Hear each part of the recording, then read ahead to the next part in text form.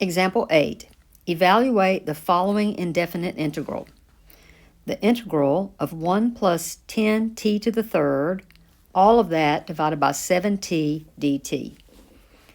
And at first this looks different from anything we've done.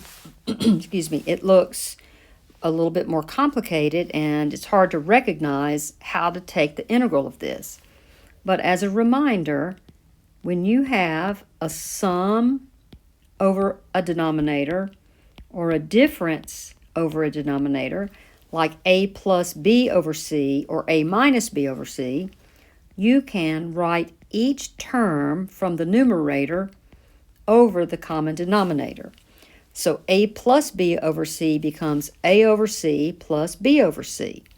And a minus b over c becomes a over c minus b over c. So I'm going to split this common denominator of 7t and give it to each term in this numerator. So the first one's going to be the integral of 1 over 7t, and I'm going to go ahead and write dt because I'm going to split them apart, plus the integral 10t cubed over 7t dt. Now I'll take out, for this first one, I'll take out the 1/7. You can leave it in or you can take it out.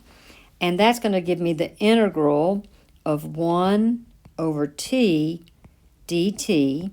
And hopefully you recognize that the integral of 1 over t dt is the natural log of the absolute value of t. Remember when we took the derivative with respect to x of the natural log of the absolute value of x, we got 1 over x.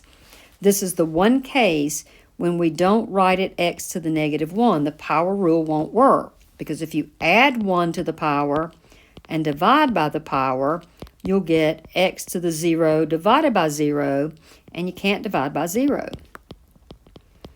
So we have to recognize that that is not a power rule. When you have 1 over the variable, it's the integral of that's always going to be the natural log, the absolute value of that variable.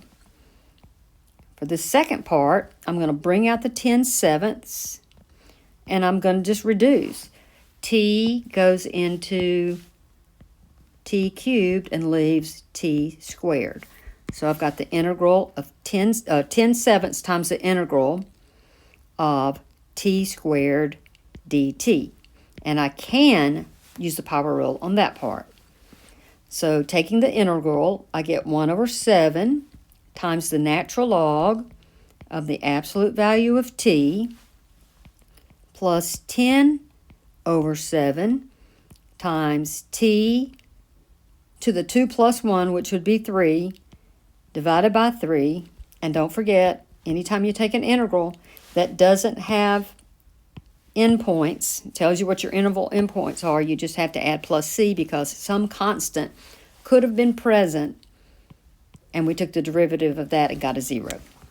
So the only thing I can do now is just clean that last term up a little bit. 1/7 times the natural log of the absolute value of t plus 10 over 21 t cubed plus c. And you can take the derivative of that to check.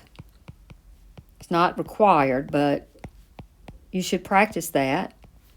That way, you'll be able to do it when you're taking your test. You can check your work by reversing the process and taking the derivative.